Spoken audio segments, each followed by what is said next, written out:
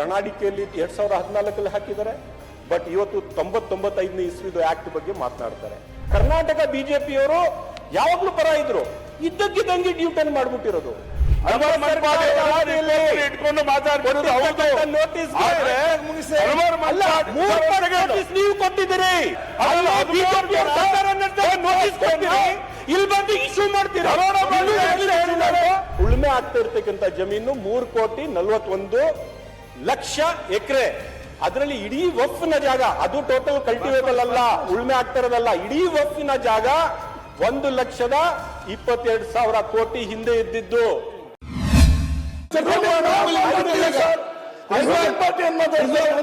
ಅವಕಾಶಕ್ಕಾಗಿ ಧನ್ಯವಾದಗಳು. ಏನಿಲ್ಲ, ಈಗ 5 ಮಿನಿಟ್ಸ್ ಮುಗಿಸ್ಬಿಡ್ತೇನೆ. ಈಗ ಫಸ್ಟ್ ವಿಜಯೇಂದ್ರ ಮಾಡ್ತಾರೆ. 5 ಮಿನಿಟ್ಸ್ ಮುಗಿಸ್ಬಿಡ್ತೇನೆ. ಮಾಡಿ ಅಶೋಕ್ ಅವ್ರು ಮಾತಾಡಿ. ವಿಜೇಂದ್ರ ಅವರು 5 ಮಿನಿಟ್ಸ್. ವಿಜಯೇಂದ್ರ ಅವರೇ 5 ಮಿನಿಟ್ಸ್ ಅಲ್ಲ, ಮುಗಿಸ್ತೇನೆ. ಅಲ್ಲ, ಅವ್ರು ಮಾತಾಡಿ. 5 ಮಿನಿಟ್ಸ್ ಅಲ್ಲಿ ಮುಗಿಸ್ಬಿಡ್ತೀನಿ. ಅಲ್ಲ, 5 ಮಿನಿಟ್ಸ್ ಯಾವಾಗ ಈ ಕಡೆ ಒಬ್ಬರು ಈ ಟೈಮ್ ಅಲ್ಲಿ ಮುಗಿತು. ಸಾರ್ವಜನಿಕ ಸಾರ್ವಜನಿಕ ಮಹತ್ವದ ವಿಷಯವಾಗಿ ಪರಿವರ್ತನೆ ಆಗಿದೆ. ಸಾರ್ವಜನಿಕ ಮಹತ್ವದ ವಿಷಯ ಆದ್ರೆ ಎಲ್ಲರೂ ಕೂಡ ಮಾತನಾಡಿದ್ದಾರೆ. ಪಕ್ಷದ ನಾಯಕರು ಮಾತಾಡಿದ್ದಾರೆ, ಈ ಕಡೆಯಿಂದ ಒಬ್ರು ಮಾತಾಡಿ, ಆಮೇಲೆ ಮಾತಾಡಿ.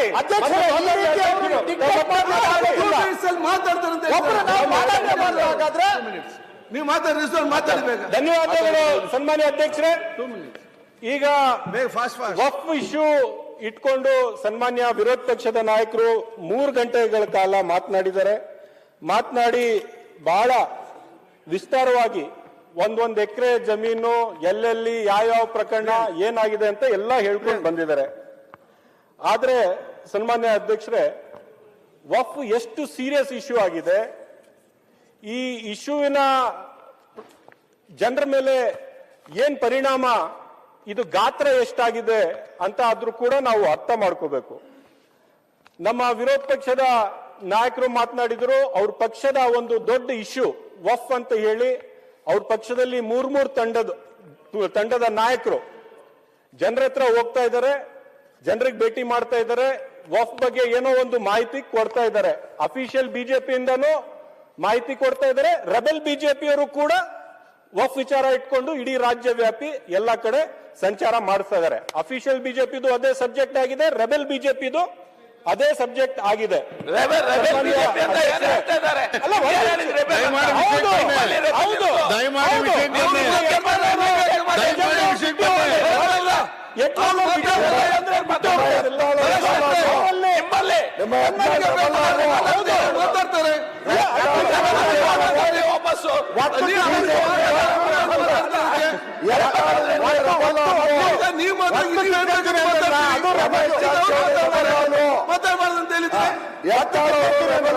ರಮೇಶ್ ಜಾರಕಿಹೊಳಿ ರೆಬಲ್ ಅಲ್ವೋ?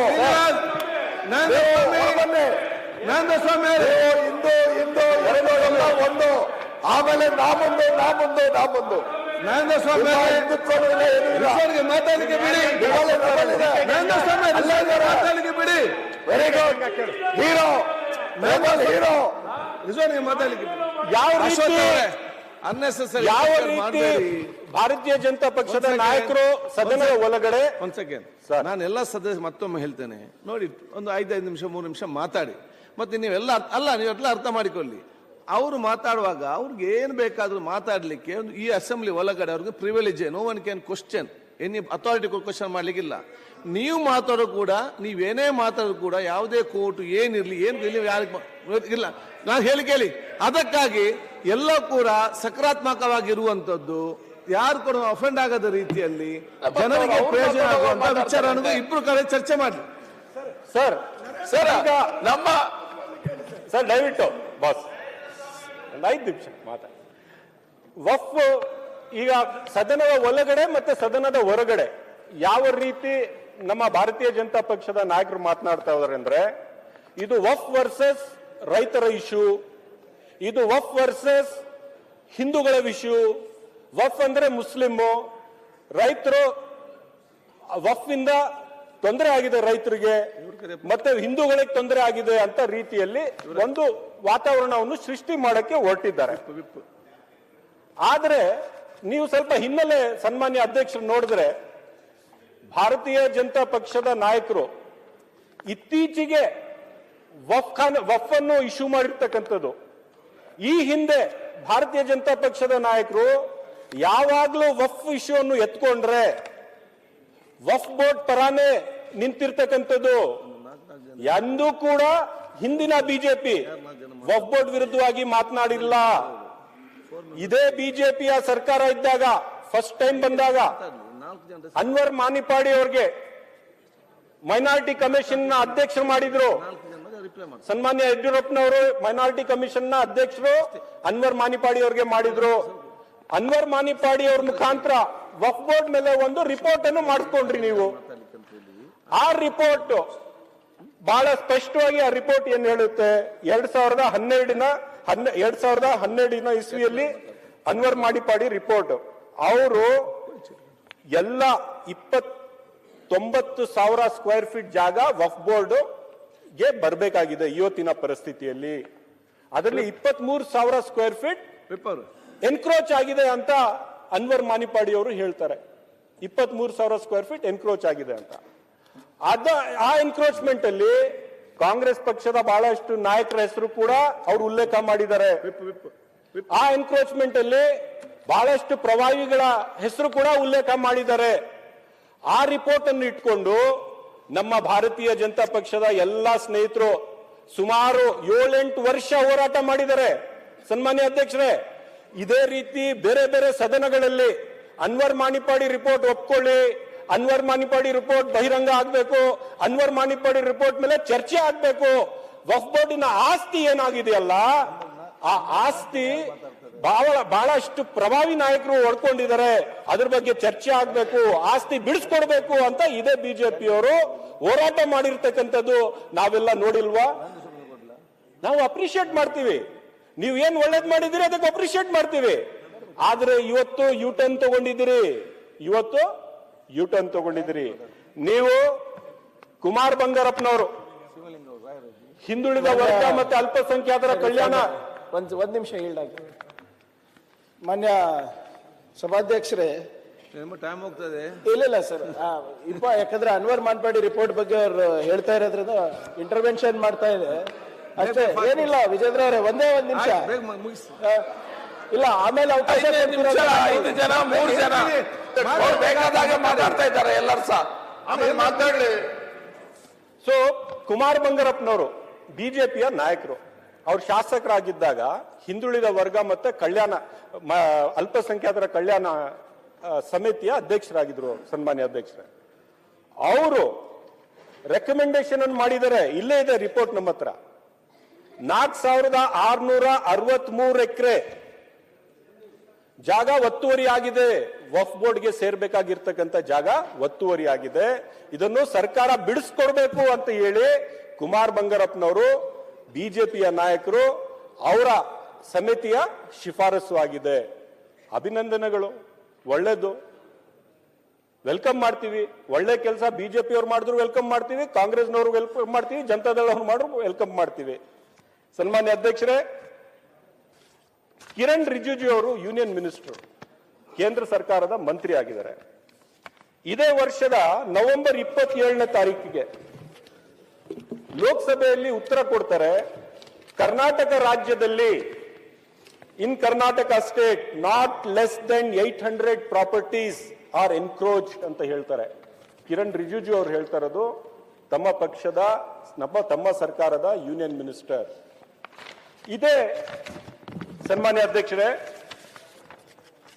ಮುಖ್ತಾರ್ ಅಬ್ಬಾಸ್ ನಖ್ವೀರ್ ಅವರು ಮೈನಾರಿಟಿ ಮಿನಿಸ್ಟರ್ ಇದ್ದಾಗ ರಾಜ್ಯಸಭೆಯಲ್ಲಿ ವಾಮ್ಸಿ ಪೋರ್ಟಲ್ 7 ಫೆಬ್ರವರಿ 2022 ಇಡೀ ರಾಷ್ಟ್ರದಲ್ಲಿ ಎಷ್ಟು ವಫ್ ಆಸ್ತಿಗಳು ಆಗಿದಾವೆ ಅದೆಲ್ಲ ರಿಜಿಸ್ಟರ್ ಆಗಿದೆ, ಕರ್ನಾಟಕದಲ್ಲಿ ಎಷ್ಟು ಆಸ್ತಿ ಆಗಿದೆ ರಿಜಿಸ್ಟರ್ ಆಗಿದೆ, ಅದೆಲ್ಲ ಉಲ್ಲೇಖವನ್ನು ರಾಜ್ಯಸಭೆಗೆ ಉತ್ತರ ಕೊಡುವಾಗ ಕೊಡ್ತಾರೆ. ಎನ್ಕ್ರೋಚ್ಮೆಂಟ್ ಏನಾಗಿದೆ ಅದೆಲ್ಲ ಕೊಡ್ತಾರೆ.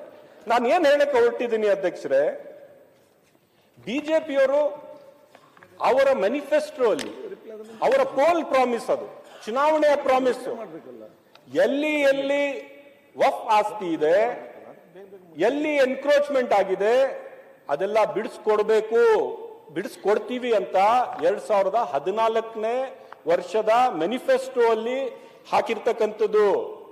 ಇವತ್ತು ಸನ್ಮಾನ್ಯ ವಿರೋಧ ಪಕ್ಷದ ನಾಯಕರು ಪ್ರಣಾಳಿಕೆ, ಕನ್ನಡದಲ್ಲಿ ಹೇಳಿ ಅಂತಂದ್ರೆ ಪ್ರಣಾಳಿಕೆಯಲ್ಲಿ ಉಲ್ಲೇಖ ಮಾಡಿದ್ದಾರೆ.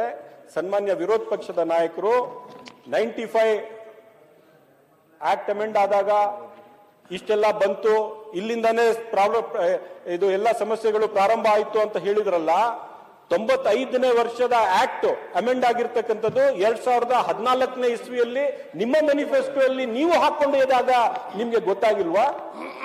ಇವತ್ತು 2024ನಲ್ಲಿ ನೀವು ಗಲಾಟೆ ಮಾಡ್ತಾ ಇದ್ದೀರಲ್ಲ, ಇದು ಒಂದು ದೊಡ್ಡ ಇಶ್ಯೂ ಮಾಡ್ತಾ ಇದ್ದೀರಲ್ಲ, ಇದು ಒಂದು ಮುಸ್ಲಿಂ ವರ್ಸಸ್ ರೈತರ ಇಶ್ಯೂ, ಮುಸ್ಲಿಂ ವರ್ಸಸ್ ಹಿಂದೂಗಳ ಇಶ್ಯೂ ಅಂತ ನೀವು ತಗೊಳ್ತಾ ಇದ್ದೀರಲ್ಲ, ಇದು ಯಾವ ಮಟ್ಟಕ್ಕೆ ನೀವು ರಾಜಕೀಯದ ಒಂದು ರೀತಿ ಅಪಪ್ರಚಾರವನ್ನು ನಿಮ್ಮ ರಾಜಕೀಯದ ಲಾಭಕ್ಕೋಸ್ಕರ ಮಾಡ್ತಾ ಇದ್ದೀರಿ ಅಂತ ನಾನು ಇವತ್ತು ಹೇಳಕ್ಕೆ ಇಷ್ಟಪಡ್ತೀನಿ.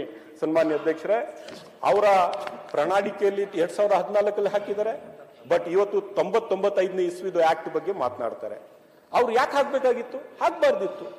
ನಮ್ಮ ಪ್ರಣಾಳಿಕೆಯಲ್ಲಿ ಇರಲಿಲ್ಲ, ಕಾಂಗ್ರೆಸ್ ಪಕ್ಷದ ಪ್ರಣಾಳಿಕೆಯಲ್ಲಿ ವಫ್ ಬಗ್ಗೆ ಉಲ್ಲೇಖ ಇರಲಿಲ್ಲ.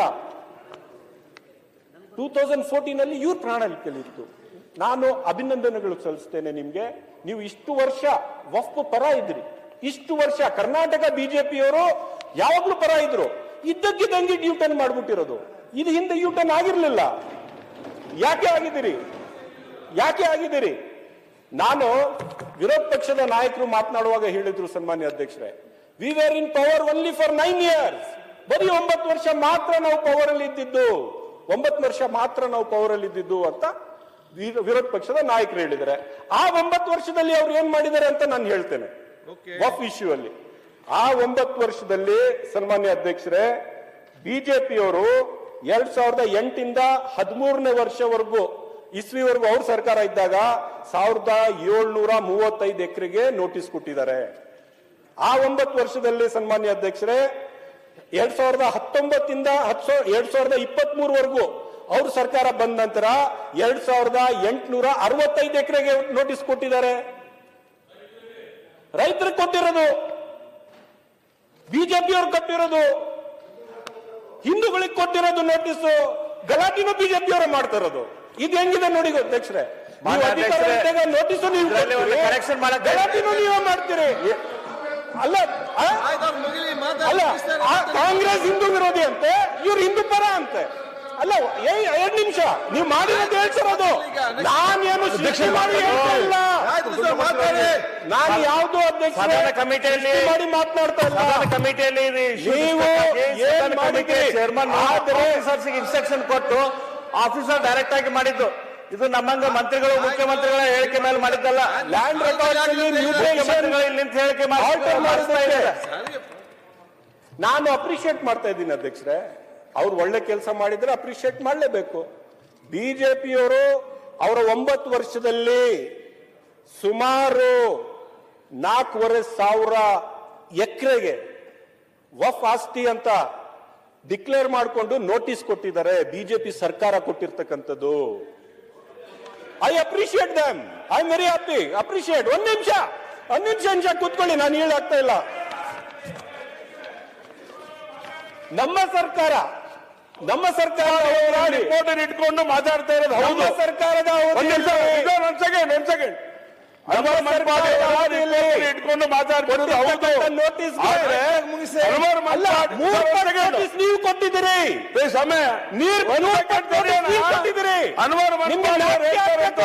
ಇಶ್ಯೂ ಮಾಡ್ತಾ ಇದ್ದೀರಿ, ಇಶ್ಯೂ ಮಾಡ್ತೀರಿ. ಆದ್ರೆ ನೋಟಿಸ್ ಕೊಡ್ತೀರಿ, ಇಲ್ಲಿ ಬಂದು ಇಶ್ಯೂ ಮಾಡ್ತೀರಿ. ಅದು ಪ್ರಾಬ್ಲಮ್ ಅವ್ರ ಮಾತು. ನಿಮ್ ಏನ್ ಪ್ರಾಬ್ಲಮ್ ನಿಮ್ದು? ಸರ್ 1 ನಿಮಿಷ ಮಾಡ್ಲಿ.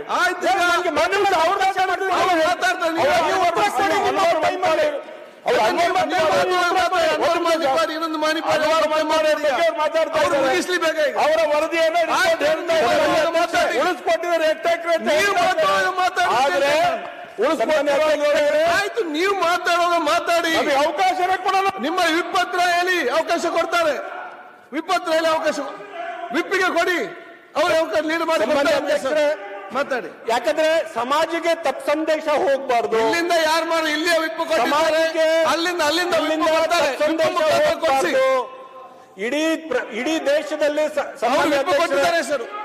ಇಲ್ಲ ವಿಪ್ಪು ಮುಖಾಂತರ, ನಿಮ್ಮ ವಿಪ್ಪು ಮುಖಾಂತರ ಬರಲಿ ನೋಡಿ. ನೀವು ಸರಿಯಾಗಿ ಕಲೀರಿ, ಮತ್ತೆ ನನ್ಗೆ ಹೇಳಿ, ನಿಮ್ಗೆ ಏನ್ ಗೊತ್ತಿದೆ ಅಲ್ಲಿ ಕಾನೂನು ಕೂತ್ಕೊಂಡು. ನೀವಲ್ಲಿ ನಿಮ್ಮ ಪಾರ್ಟಿಯಿಂದ ಯಾರು ಮಾತಾಡ್ಬೇಕಂತ, ನಿಮ್ಮ ಪಾರ್ಟಿಯಿಂದ ಯಾರು ಮಾತಾಡ್ಬೇಕಂತೇಳಿ ನಿಮ್ಮ ನಾಯಕರು ತೀರ್ಮಾನ ಮಾಡಿ ವಿಪ್ಪು ಮುಖಾಂತರ ಬರ್ಬೇಕು. ಶಿವಮೊಗ್ಗ ಭಾಷಣ ಮಾಡಿದಾಗೆಲ್ಲ ಇಲ್ಲಿ ನೀವು ಕಾನೂನು ನಾವು ಕೇಳಿ ನಾನು ಒಂದೇ ಒಂದ್ ಬಾರಿ ಎದ್ದು ನಿಂತ್ಕೊಂಡು ಯಾರಿಗೂ ಡಿಸ್ಟರ್ಬ್ ಮಾಡಿಲ್ಲ ಅಂತ ಮಾತಾಡುವಾಗ ದಯವಿಟ್ಟು ಸನ್ಮಾನ್ಯ ಅಧ್ಯಕ್ಷರೇ ನೀವು ಕಂಟಿನ್ಯೂ ಮಾಡಿ. ಯಾಕಂದ್ರೆ ಸಮಾಜಕ್ಕೆ ಒಂದು ತಪ್ಪು ಸಂದೇಶ ಹೋಗ್ತಾ ಇದೆ ಇಡೀ ರಾಷ್ಟ್ರದಲ್ಲಿ. ಅಲ್ಲ ನಾನು ಜಲ್ದಿ ಮುಗಿಸ್ತೇನೆ ಅಧ್ಯಕ್ಷರೇ. ಬಹಳ ನೋವಿಂದ ಹೇಳ್ಕೊತಾ ಇದ್ದೇನೆ, ನಮ್ಮ ಸಮುದಾಯ ಈಗಾಗಲೇ ಬಹಳ ಕಷ್ಟದಲ್ಲಿದೆ, ಮುಸ್ಲಿಂ ಸಮುದಾಯ ಈಗಾಗಲೇ ಬಹಳ ಕಷ್ಟದಲ್ಲಿದೆ. ಇವ್ರು ಏನು ಮುಸ್ಲಿಂ ವರ್ಸಸ್ ರೈತರು, ಮುಸ್ಲಿಂ ವರ್ಸಸ್ ಹಿಂದೂ ಅಂತ ಇಶ್ಯೂ ಮಾಡ್ಬಿಟ್ರೆ ನನ್ನ ಸಮುದಾಯದ ಬಡಪಾಯಿಗಳು ಬೀದಿಯಲ್ಲಿ ವ್ಯಾಪಾರ ಮಾಡೋರಿಗೆ ತೊಂದರೆ ಆಗೋಗುತ್ತೆ, ಕಷ್ಟ ಆಗೋಗುತ್ತೆ. ನಾನು ಇಷ್ಟೇ ಹೇಳಕ್ ಇಚ್ಛೆ ಪಡ್ತೀನಿ ಸನ್ಮಾನ್ಯ ಅಧ್ಯಕ್ಷರೇ, ಇದು ಹಿಂದೂ ಮುಸ್ಲಿಂ ಇಶ್ಯೂನಾ? ಇವರು ರೈತರ ಬಗ್ಗೆ ಮಾತನಾಡಿದರೆ ಇಡೀ ರಾಜ್ಯದಲ್ಲಿ ಟೋಟಲ್ ಉಳುಮೆ ಆಗ್ತಾ ಇರ್ತಕ್ಕಂಥ ಜಮೀನಿನ ಗಾತ್ರ ಏನು ಅಂತ ನಾನು ಇವತ್ತು ಹೇಳಕ್ ಇಚ್ಛೆ ಪಡ್ತೀನಿ. 1,23,100 ಸ್ಕ್ವೇರ್ ಕಿಲೋಮೀಟರ್ ಜಾಗ ಅಂದ್ರೆ 1,25,46 ಹೆಕ್ಟರ್ ಜಾಗ. ಎಕರ್ಸ್ ಅಲ್ಲಿ ಹೇಳ್ಬೇಕಾದ್ರೆ 3,41,00,000 ಹೆಕ್ಟರ್ ಇವತ್ತು ಉಳುಮೆ ಆಗ್ತಾ ಇದೆ. ಎಷ್ಟು? 3,41,00,000 ಹೆಕ್ಟರ್ ಉಳುಮೆ ಆಗ್ತಾ ಇರ್ತಕ್ಕಂಥದ್ದು ನಮ್ಮ ರಾಜ್ಯದಲ್ಲಿ. ರೈತರು ಉಳುಮೆ ಮಾಡ್ತಾ ಇರ್ತಕ್ಕಂಥದ್ದು. ಆದ್ರೆ ವಕ್ಫಿನ ವಿವಾದ ಎಷ್ಟಿದೆ ಅಧ್ಯಕ್ಷರೇ? 3 ಕೋಟಿ, ಒಂದ್ ಕಡೆ 3,41,00,000 ಎಕರೆ ಉಳುಮೆ ಆಗ್ತಾ ಇದೆ. ಇಡೀ ವಕ್ಫಿನ ಜಾಗನೇ, ಇಡೀ ವಕ್ಫಿನ ವಿವಾದ ರಹಿತ ಹಿಂದೆ ಇರ್ತಕ್ಕಂಥದ್ದು 1,22,000 ಎಕರೆ ಮಾತ್ರ. ಅಂದ್ರೆ ಅದು 3 ಕೋಟಿ. ಮತ್ತೆ ನೀವು ಮಾತಾಡಿ. ಅಲ್ಲ, ಒಂದು ಕಡೆ ರಹೀಂ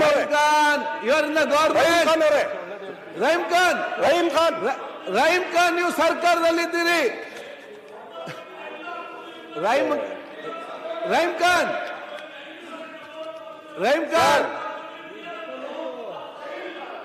ಮಿನಿಸ್ಟರ್ ಅವರೇ, ಇವರಿಂದ ಗವರ್ಮೆಂಟ್ ನಿಮ್ಮ ಮತ್ತೆ ಉತ್ತರ ಕೊಡಿ. ನೀವು ಆಯ್ತಲ್ಲ, ನಿಜವಾಗಿ ಮಾತಾಡ್ತಿದ್ದಾರೆ, ನೀವು ಯಾಕೆ ಈ ರೀತಿ ಮಾತಾಡ್ತೀರಿ? ನೀವು ಸರ್ಕಾರದಲ್ಲಿದ್ದೀರಲ್ಲ. ಸನ್ಮಾನ್ಯ ಅಧ್ಯಕ್ಷರೇ, ನಾನ್ ಬರೀ ಕಲ್ಟಿವೇಬಲ್ ಲ್ಯಾಂಡ್ ಬಗ್ಗೆ ಮಾತಾಡ್ತಾ ಇರೋದು. ಇಡೀ ರಾಜ್ಯದಲ್ಲಿ ಎಷ್ಟು ಟೋಟಲ್ ಲ್ಯಾಂಡ್ ಇದೆ ಅಂತ ಸನ್ಮಾನ್ಯ ಕಂದಾಯ ಸಚಿವರು ಹೇಳಲಿ. ಕಲ್ಟಿವೇಟಲ್ ಲ್ಯಾಂಡ್ ಉಳುಮೆ ಆಗ್ತಾ ಇರ್ತಕ್ಕಂಥ ಜಮೀನು 3,41,00,000 ಎಕರೆ. ಅದರಲ್ಲಿ ಇಡೀ ವಕ್ಫಿನ ಜಾಗ, ಅದು ಟೋಟಲ್ ಕಲ್ಟಿವೇಬಲ್ ಅಲ್ಲ, ಉಳುಮೆ ಆಗ್ತಾ ಇರೋದಲ್ಲ. ಇಡೀ ವಕ್ಫಿನ ಜಾಗ 1,22,000 ಕೋಟಿ ಹಿಂದೆ ಇದ್ದಿದ್ದು, 1,22,000 ಎಕರೆ ಹಿಂದೆ ಇದ್ದಿದ್ದು. 0.3% ಆಫ್ ಕಲ್ಟಿಬಲ್ ಲ್ಯಾಂಡ್ ಇಲ್ಲ, 0.3% ಆಫ್ ಕಲ್ಟಿವೇಬಲ್ ಲ್ಯಾಂಡ್ ಕೂಡ ವಕ್ಫ್ದು ಇಲ್ಲ. ಅದರಲ್ಲೂ ಸಾಮಾನ್ಯ ಅಧ್ಯಕ್ಷರೇ 84,000 ಎಕರೆ ಬೇರೆ ಬೇರೆ ಲ್ಯಾಂಡ್ ರಿಫಾರ್ಮ್ ಆಕ್ಟ್ ಅಲ್ಲಿ ಆಲ್ರೆಡಿ ವಕ್ಫ್ ಕಳ್ಕೊಂಡಿದೆ, ಬಿಟ್ಬಿಟ್ಟಿದೆ, ಹೋಗ್ಬಿಟ್ಟಿದೆ. ಯಾರ್ಯಾರು ಉಳುವವರಿದ್ರು ಅವರೇ ಒಡೆಯರು ಅಂತ ಹೇಳಿ ಸರ್ಕಾರ ಇನಾಮ್ ರದ್ದತಿ ಆಕ್ಟ್ ಆಗಿರ್ಬೋದು, ಲ್ಯಾಂಡ್ ರಿಫಾರ್ಮ್ಸ್ ಆಕ್ಟ್ ಆಗಿರ್ಬೋದು, ಅದ್ರ ಮುಖಾಂತರ 84,000 ಎಕರೆ ವಕ್ಫಿನ ಜಾಗ ರೈತರಿಗೆ ಸೇರಿತ್ತು. ಅದರಲ್ಲಿ ಯಾವ ತಕರಾರು ಕೂಡ ವಕ್ಫ್ ಬೋರ್ಡು ಮಾಡ್ತಾ ಇಲ್ಲ, ಯಾವ ಸರ್ಕಾರವೂ ಮಾಡ್ತಾ ಇಲ್ಲ, ನಾವು ಮಾಡ್ತಾ ಇಲ್ಲ. ನಮ್ಮ ಸಮುದಾಯಕ್ಕೆ ಒಳ್ಳೇದಾಗ್ಲಿ ಅಂತ ನಮ್ಮ ಪೂರ್ವಜರು ದಾನ ಮಾಡಿ ಹೋಗಿರ್ತಕ್ಕಂಥ ಜಮೀನು. ಆದ್ರೂ ದೇಶದ ರೈತರು ನಮ್ಮ ಸಮುದಾಯದವರು, ದೇಶದ ಹಿಂದೂ ಸಹೋದರರು, ನಾವೆಲ್ಲ ಒಂದು ಕುಟುಂಬ ಅಂತ ಹೇಳಿ ಎಲ್ಲರೂ ಸೇರಿ ಬಾಳೋಣ ಅಂತ ಹೇಳಿ ಅದೆಲ್ಲ ಬಿಟ್ಬಿಟ್ಟಿದೀವಿ. ಆದ್ರೂ ಎಚ್ ಡಿ ಕುಮಾರಸ್ವಾಮಿ ಅವರು, ಇವರ ಪಕ್ಷದ ಒಬ್ಬ ಅಲಯನ್ಸ್ ಪಾರ್ಟ್ನರ್ ಇವರು, ಅವರು ಮುಖ್ಯಮಂತ್ರಿ ಇದ್ದಾಗ ಲಾ ಡಿಪಾರ್ಟ್ಮೆಂಟ್ ಅವ್ರ ಸರ್ಕಾರ ಒಂದು ಹೊರಗೆ ಮಾಡ್ತಿರ್ತಕ್ಕಂಥ ರಿಪೋರ್ಟ್ ಅಲ್ಲಿ ಏನಿದೆ, ಇನಾಮ್ ಆಕ್ಟ್ ಅಪ್ಲೈಕಬಲ್ ಆಗಲ್ಲ ವಫ್ಗೆ ಅಂತ ಅವರೇ ಕೊಟ್ಟಿದ್ದಾರೆ. ಅದಕ್ಕೂ ನಾವು ಹೋಗ್ತಾ ಇಲ್ಲ, ಅದಕ್ಕೂ ನಾವು ಟಚ್ ಮಾಡ್ತಾ ಇಲ್ಲ. ಸನ್ಮಾನ್ಯ ಅಧ್ಯಕ್ಷರೇ, ಇಲ್ಲಿ ಏನಾಗಿದೆ ಅಂದ್ರೆ ವಫ್ಗೆ ಉಳ್ಕೊಂಡಿರೋದು 29,000 ಎಕರೆ ಮಾತ್ರ. ಅದರಲ್ಲೂ ಕೂಡ ವಿವಾದದಲ್ಲಿ ಇರ್ತಕ್ಕಂಥದ್ದು ಸನ್ಮಾನ್ಯ ಅಧ್ಯಕ್ಷರೇ, ಬೇರೆ ಬೇರೆ ಕೋರ್ಟ್ ಅಲ್ಲಿ ಕ್ಲೇಮ್ಸ್ ಅಲ್ಲಿ ಇರ್ತಕ್ಕಂಥದ್ದು, ಡಿಸ್ಪ್ಯೂಟ್ ಅಲ್ಲಿ ಇರ್ತಕ್ಕಂಥದ್ದು 16ರಿಂದ 17,000 ಎಕರೆ ಮಾತ್ರ ಸನ್ಮಾನ್ಯ ಅಧ್ಯಕ್ಷರೇ. ಅದರಲ್ಲೂ ಕೂಡ ರೈತರಿಗೆ ಸಂಬಂಧಪಟ್ಟ ಜಮೀನು ಇರ್ತಕ್ಕಂಥದ್ದು 4,660 ಎಕರೆಯಲ್ಲಿ ಮಾತ್ರ ಕ್ಲೇಮ್ ಇರ್ತಕ್ಕಂಥದ್ದು. ಅದರಲ್ಲೂ ಇನಾಮ್ ಆಕ್ಟ್ ಅಲ್ಲಿ ಸೇರಿದ್ರೆ, ಅದರಲ್ಲೂ ಲ್ಯಾಂಡ್ ರಿಫಾರ್ಮ್ಸ್ ಆಕ್ಟ್ ಅಲ್ಲಿ ಅವ್ರಿಗೆ ಸೇರಿದ್ರೆ ಪ್ರಶ್ನೆ ಬರೋದಿಲ್ಲ. ಆದ್ರೆ ಎಲ್ಲಿ ಕ್ಲೇಮ್ ಇದೆ 4,660 ಎಕರೆ ಮಾತ್ರ ಸನ್ಮಾನ್ಯ ಅಧ್ಯಕ್ಷರೇ. ಇದು ಯಾವ ವಿವಾದ ಬಗೆಹರಿಸಕ್ಕೆ ಸಾಧ್ಯ ಇಲ್ಲ ಅಂತ ಇಲ್ಲ ಸನ್ಮಾನ್ಯ ಅಧ್ಯಕ್ಷರೇ. ಈ ವಿವಾದ ನಮ್ಮ ಸರ್ಕಾರ ಬೇಕಾದ್ರೆ ಅಪೋಸಿಷನ್ ಅವ್ರ ಜೊತೆ ಕೂತ್ಕೊಂಡ್ರೆ ಈ ವಿವಾದ ಕೂಡ ರೈತರಿಗೆ ಅನ್ಯಾಯ ಆಗದೆ ಇದ್ದಂಗೆ ನಾವು ಬಗೆಹರಿಸಬಹುದು. ವಫ್ಗೂ ಅನ್ಯಾಯ ಆಗ್ಬಾರ್ದು, ರೈತರಿಗೂ ಅನ್ಯಾಯ ಆಗ್ಬಾರ್ದು. ಆ ರೀತಿಯಲ್ಲಿ ನಾವು ಬಗೆಹರಿಸಬಹುದು ಸನ್ಮಾನ್ಯ ಅಧ್ಯಕ್ಷರೇ. ಆದ್ರೆ 60% ವಿವಾದದಲ್ಲಿ ಇರ್ತಕ್ಕಂಥ ಜಾಗ 60% ಕಮರ್ಷಿಯಲ್ ಎಕ್ಸ್ಪ್ಲಾಯ್ಟೇಷನ್ ಆಗ್ತಾ ಇದೆ. ಎನ್ಕ್ರೋಚರ್ಸ್ ಜಾಗವನ್ನು ಹಿಡ್ಕೊಂಡು ಲಕ್ಷಾಂತರ ರೂಪಾಯಿ ಆದಾಯವನ್ನು ಮಾಡ್ಕೋತಾ ಇದ್ದಾರೆ, ಲಕ್ಷಾಂತರ ರೂಪಾಯಿ ಸಂಪಾದನೆ ಮಾಡ್ಕೋತಾ ಇದ್ದಾರೆ. ಅಂತ ಈ 17,000 ಎಕರೆಯಲ್ಲಿ 60 ತಿಪ್ಪೇಸ್ವಾಮಿ ರೈತರು ಕಷ್ಟಪಟ್ಟು ಏನು ಉಳುಮೆ ಮಾಡ್ತಾ ಇಲ್ಲ, ಅಲ್ಲಿ ಯಾರೋ ಎನ್ಕ್ರೋಚ್ ಮಾಡ್ಕೊಂಡು ಮಜಾ ಮಾಡ್ತಾ ಇದ್ದಾರೆ. ಅಂತ ಜಾಗ ಹೌದು, ಅಲ್ಲಿ ಅಂತ ಜಾಗ ನಾವು ವಾಪಸ್ ತೆಗಿಬಾರ್ದು, ಅವ್ರಿಗೆ ಬಿಟ್ಬಿಡ್ಬೇಕಾ? ಆ ಎನ್ಕ್ರೋಚರ್ಸ್ ಅಲ್ಲಿ 90% ಮುಸ್ಲಿಂ ಸಮುದಾಯಕ್ಕೆ ಸೇರಿರ್ತಕ್ಕಂಥವ್ರು. ಈ ಹಿಂದೂ ಮುಸ್ಲಿಂ ಇಶ್ಯೂನ ಇದು ಯಾವ ಕಾರಣಕ್ಕೂ ಹಿಂದೂ ಮುಸ್ಲಿಂ ಇಶ್ಯೂ ಇಲ್ಲ, ಯಾವ ಕಾರಣಕ್ಕೂ ರೈತರ ವಿರುದ್ಧ ಇಶ್ಯೂ ಇಲ್ಲ. 3,41,00,000 ಎಕರೆಯಲ್ಲಿ ವಿವಾದ ಇರ್ತಕ್ಕಂಥದ್ದು 4,660 ಎಕರೆ. ಎಷ್ಟು ಪರ್ಸೆಂಟ್ ಆಯ್ತು? 0.1% ಇಲ್ಲ, 0.1% ಇಲ್ಲ. ಅದಕ್ಕೆ ಇಡೀ ರಾಜ್ಯದಲ್ಲಿ ಒಂದು ತಂಡ ವಿಜೇಂದ್ರ ಅವರ ಲೀಡರ್ಶಿಪ್ ಅಲ್ಲಿ, ಒಂದು ತಂಡ ನಮ್ಮ ಯತ್ನಾಳ್ ಅವರ ಲೀಡರ್ಶಿಪ್ ಅಲ್ಲಿ ಏನು ಹೋಗೋದು, ಮುಸಲ್ಮಾನರ ವಿರುದ್ಧ ಭಾಷಣ ಮಾಡೋದು, ಒಂದು ವಾತಾವರಣ ಸೃಷ್ಟಿ ಮಾಡೋದು. ಅಲ್ಲ, ನಿಮ್ಮ ಇಟ್ಕೊಳ್ಳಿ, ಮುಸಲ್ಮಾನರನ್ನ ಯಾಕೆ ಬಲಿ ಮಾಡ್ತಾ ಇದ್ದೀರಿ ಇದರಲ್ಲಿ? ಅಲ್ಲ, ಇಟ್ ಇಸ್ ಅ ಪಾಯಿಂಟ್ ಅಧ್ಯಕ್ಷರೇ. ನಮ್ಮ ಸಮುದಾಯದ ಪರಿಸ್ಥಿತಿ ಏನಿದೆ ಅಂತ ನಾನು ಹೇಳ್ತಾ ಇದ್ದೀನಿ. ಇವರ ರಾಜಕಾರಣ ನಮ್ಮನ್ನು ಬಲಿ ಹಾಕಿದ್ರೆ ನಾವು ಸುಮ್ಮನೆ ಇರಕ್ಕಾಗುತ್ತಾ? ಸನ್ಮಾನ್ಯ ಅಧ್ಯಕ್ಷರೇ, ಇವತ್ತು ಸನ್ಮಾನ್ಯ ವಿರೋಧ ಪಕ್ಷದ ಫಿನಿಶ್ ಮಾಡಬೇಕು. ವಫ್ ಟ್ರಿಬ್ಯುನಲ್ ಎಲ್ಲ ಮುಸ್ಲಿಮ್ಸ್ ಅಂತ ಹೇಳಿದ್ರು. ಅಲ್ಲ, ಒಂದ್ ನಿಮಿಷ, ಇಲ್ಲಿ ತಪ್ಪು ಸಂದೇಶ ಹೋಗ್ಬಾರ್ದು. ಯಾರು ತೀರ್ಮಾನ ಮಾಡೋರು, ಜಡ್ಜಸ್, ಅವ್ರು ಮುಸ್ಲಿಂ ಸಮುದಾಯಕ್ಕೆ ಮಾತ್ರ ಸೇರಿದವರ? ಜಡ್ಜ್ಮೆಂಟ್ ಕೊಡೋರು ಮುಸ್ಲಿಂ ಸಮುದಾಯಕ್ಕೆ ಮಾತ್ರ ಸೇರಿದವರ? ಎಲ್ಲಾ ಜಾತಿ, ಎಲ್ಲ ಧರ್ಮದವರು ಯಾರ್ಯಾರು ನಾಮಿನೇಟ್ ಆಗಿದ್ದಾರೆ ಅವ್ರು ವಫ್ವಿನ ಅದಾಲತ್ ನಡೆಸ್ತಾರೆ, ಅವ್ರು ತೀರ್ಮಾನ ಮಾಡ್ತಾರೆ. ಇಲ್ಲಿಂದ ತಪ್ಪು ಸಂದೇಶ ಹೋಗಿದೆ. ವಫ್ ಟ್ರಿಬ್ಯುನಲ್ ಒಂದ್ಸತಿ ಕೇಸ್ ಸೋತ್ಬಿಟ್ರೆ ಎಲ್ಲಿ ಹೋಗಕ್ಕಾಗಲ್ಲ ಅಂತ ಸನ್ಮಾನ್ಯ ವಿರೋಧ ಪಕ್ಷದ ನಾಯಕರು ಹೇಳಿದ್ರು. ಯಾಕೆ ದಾರಿ ತಪ್ಪಿಸ್ತಾ ಇದ್ದೀರಿ? ವಫ್ ಟ್ರಿಬ್ಯುನಲ್ ಅಲ್ಲಿ ನೀವು ಸೋತೋದ್ರೆ ಹೈಕೋರ್ಟ್ ಅಪೀಲ್ ಮಾಡ್ತಕ್ಕಂತ ಎಲ್ಲಾ ಅವಕಾಶಗಳು ನಿಮ್ಗಿದೆ, ನಮ್ಗಿದೆ, ಎಲ್ಲರಿಗೂ ಇದೆ. ಇಲ್ಲಿಂದ ಏನ್ ಸಂದೇಶ ಕಳಿಸಿದಿರಿ? ಇಲ್ಲಿಂದ ಸಂದೇಶ ಏನ್ ಕಳಿಸಿದಿರಿ ಅಂದ್ರೆ ಅದೇನು ಡ್ರಕೋನಿಯನ್ ಲಾ, ಅದೇನ್ ಚೇಂಜೇ ಆಗೋದಿಲ್ಲ. 95ನೇ ವರ್ಷದಲ್ಲಿ ಕಾಂಗ್ರೆಸ್ ಪಕ್ಷ ಸರ್ಕಾರ ನಡೆಸುವಾಗ ತುಷ್ಟೀಕರಣ ಮಾಡೋದಕ್ಕೆ ಇಂಥದ್ದು ಕಾನೂನು ಮಾಡಿದ್ರಿ ಅಂತ ಹೇಳಿದ್ರಿ. 95 ಇಸ್ವಿಯಲ್ಲಿ ಮಾಡಿರ್ತಕ್ಕಂಥ ಕಾನೂನನ್ನು 2014ನೇ ಇಸ್ವಿಯಲ್ಲಿ ನಿಮ್ಮ ಪ್ರಣಾಳಿಕೆಯಲ್ಲಿ ನಾವು ಅದನ್ನು ಮಾಡಿ ತೋರಿಸ್ತೀವಿ ಅಂತ ಹಾಕೊಂಡಿರೋದು ನೀವು, ಅದನ್ನು ಬೆಂಬಲ ಸೂಚಿಸತಕ್ಕಂಥದ್ದು ನೀವು ಕಾಂಗ್ರೆಸ್ನವ್ರು ಹಾಕೊಂಡಿದ್ರ ನಮ್ಮ ಪ್ರಣಾಳಿಕೆಯಲ್ಲಿ. ಸನ್ಮಾನ್ಯ ಅಧ್ಯಕ್ಷರೇ, once A Waqf always A Waqf ಅಂತ ಜಡ್ಜ್ಮೆಂಟ್ ಬಗ್ಗೆ ಉಲ್ಲೇಖ ಮಾಡಿದ್ರು ಸನ್ಮಾನ್ಯ ಅಶೋಕ್ ಅವರು. 1998 ಸೈಯದ್ ಅಲಿ ವರ್ಸಸ್ ಆಂಧ್ರ ಪ್ರದೇಶ್ ವಫ್ ಬೋರ್ಡ್ ಪ್ರಕರಣ ಇದು. ಒನ್ಸ್ ಅಬವ್ ಆಲ್ವೇಸ್ ಅಬವ್ ಅಂತ. ಒಂದಲ್ಲ ಸನ್ಮಾನ್ಯ ಅಧ್ಯಕ್ಷರೇ, ಎಷ್ಟು ಬೇರೆ ಬೇರೆ ಬೇರೆ ಸಂದರ್ಭದಲ್ಲಿ ಬೇರೆ ಬೇರೆ ಜಡ್ಮೆಂಟ್ಸು ಕೂಡ ಬಂದಿದೆ. ವಕ್ಫ್ ಬೋರ್ಡ್ ಪರವಾಗಿ ಬಂದಿದೆ.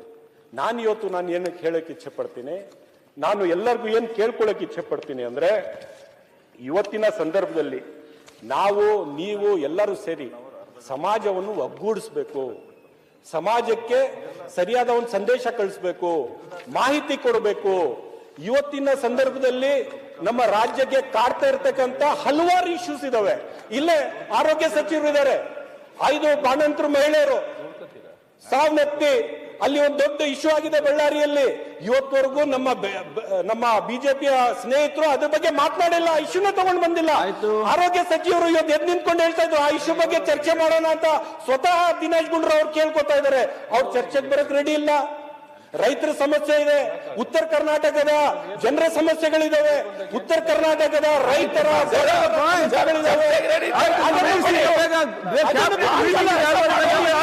ಕ್ಯಾಬಿನೆಟ್ ಮೀಟಿಂಗ್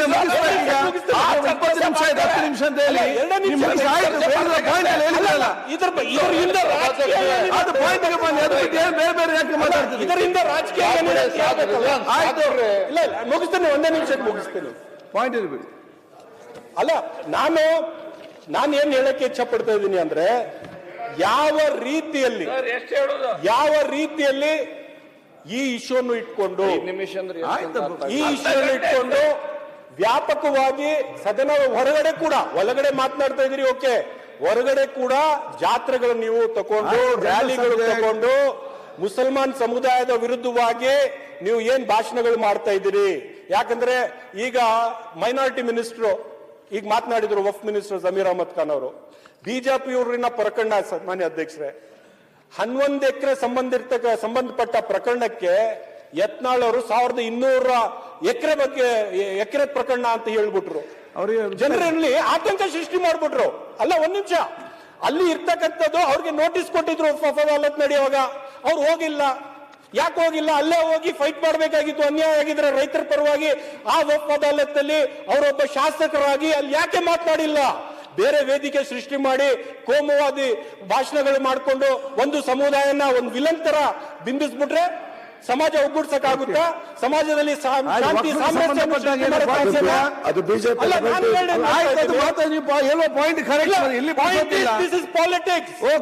ಬಿಜೆಪಿಯ ಕರ್ನಾಟಕ ಮಾಡೆಲ್ ಏನಿತ್ತು, ವಫ್ ಪರ ಇತ್ತು.